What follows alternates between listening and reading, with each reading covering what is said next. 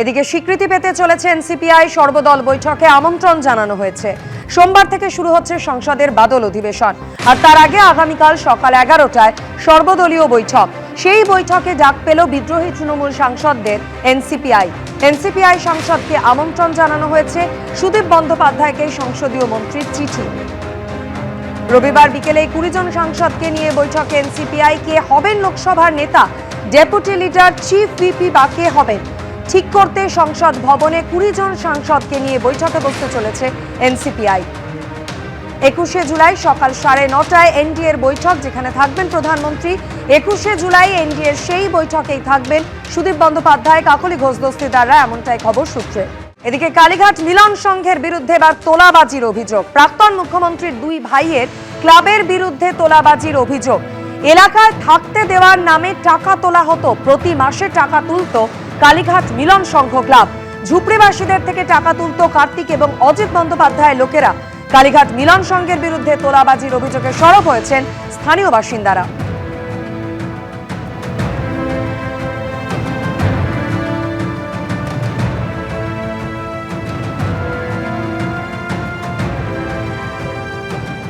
Harish Chatterjee road, সেখানে যারা এখানকার ইসলাম এরিয়া যারা বাসিন্দা তারা বলছেন তারা একেবারে তালিকা নিয়ে বসে আছেন এবং কালীঘাট মিলন সংঘের স্লিপে তাদেরকে দিনের পর দিন এখানে ভাড়া দিতে হয়েছে।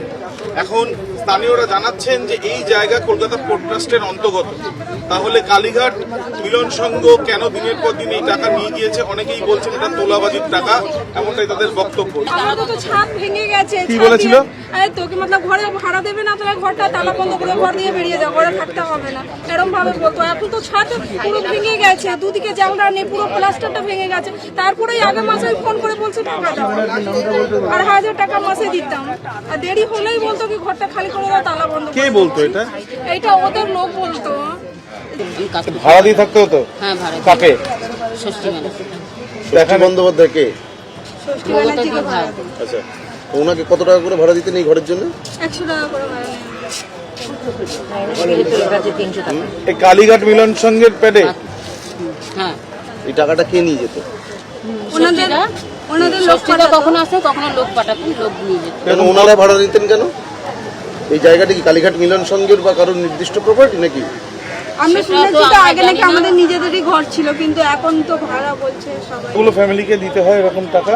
আমাদের এখানে যত বস্তিটা আছে পুরো বস্তিটাকে। প্রধানমন্ত্রীর সঙ্গে সাক্ষাৎ সুদীপ বন্দ্যোপাধ্যায়ের। আগামীকাল সর্বদল বৈঠকের আগে প্রধানমন্ত্রীর কাছে এনসিপিআইতে যোগ দেওয়া সুদীপ বন্দ্যোপাধ্যায়, সেই ছবিও দেখতে পাচ্ছেন আপনারা। এই বিষয় নিয়ে আরো বিস্তারিত জানাবেন প্রতিনিধি বিজেন্দ্র সিংহ আমাদের সঙ্গে রয়েছেন।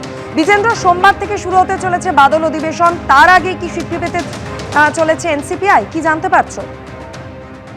হ্যাঁ দেখো, এনসিপিআই দলনেতা লোকসভায় সুদীপ বন্দ্যোপাধ্যায় আজকে প্রধানমন্ত্রীর সঙ্গে দেখা করেছেন এবং প্রায় 8 ঘন্টা তাদের মধ্যে সৌজন্য সাক্ষাৎ হয়েছে, যেটা সুদীপ বন্দ্যোপাধ্যায়ের তরফ থেকে জানা গেছে। তবে যেহেতু সোমবার থেকে স্টার্ট হচ্ছে বাদল অধিবেশন, তার আগে সুদীপ বন্দ্যোপাধ্যায় প্রধানমন্ত্রীর সঙ্গে মিটিং, এবং এর আগে আমরা জানি গত সপ্তাহে তিনি যখন এসেছিলেন দিল্লি, তিনি দেখা করেছিলেন অমিত শাহর সঙ্গে, পরে স্পিকার ওম বিড়লার সঙ্গে তার বৈঠক হয়েছিল, যেখানে কাকলি ঘোষ দস্তিদার উপস্থিত ছিলেন। এখন যেহেতু এনডিএতে সব থেকে বড় শরিক, অর্থাৎ বিজেপির পর সব থেকে বড় শরিক হতে চলেছে এনসিপিআই, তারপরে রয়েছে টিডিপি এবং জেডিইউ। তাদের দলনেতা লোকসভায় অমিত শাহের সঙ্গে দেখা করার পর আজকে প্রধানমন্ত্রী নরেন্দ্র মোদীর সঙ্গে দেখা করেছেন। আগামীকাল 11টায় মিটিং রয়েছে, সর্বদলীয় বৈঠক, সেখানে তাদেরকে আমন্ত্রণ জানানো হয়েছে কিরণ রিজিজুর তরফ থেকে কি আপনারা আগামীকাল মিটিং এ আসুন। সেখানে সুদীপ বন্দ্যোপাধ্যায় এবং কাকলি ঘোষ দস্তিদার উপস্থিত থাকবেন, এবং কালকেই এনসিপি এর সংসদীয় দলের বৈঠকও ডাকা হয়েছে 4টের সময়। অর্থাৎ বাদল অধিবেশন আগে বলা যেতে পারে এনসিপিআই কে গুরুত্ব দিচ্ছে এখন মোদী সরকার। অমিত শাহর পর আজকে প্রধানমন্ত্রীর সঙ্গে সাক্ষাৎ করলেন এনসিপিআই লোকসভার দলনেতা সুদীপ বন্দ্যোপাধ্যায়। ধন্যবাদ বিজেন্দ্র। এবিপি আনন্দ, এগিয়ে থাকে, এগিয়ে রাখে।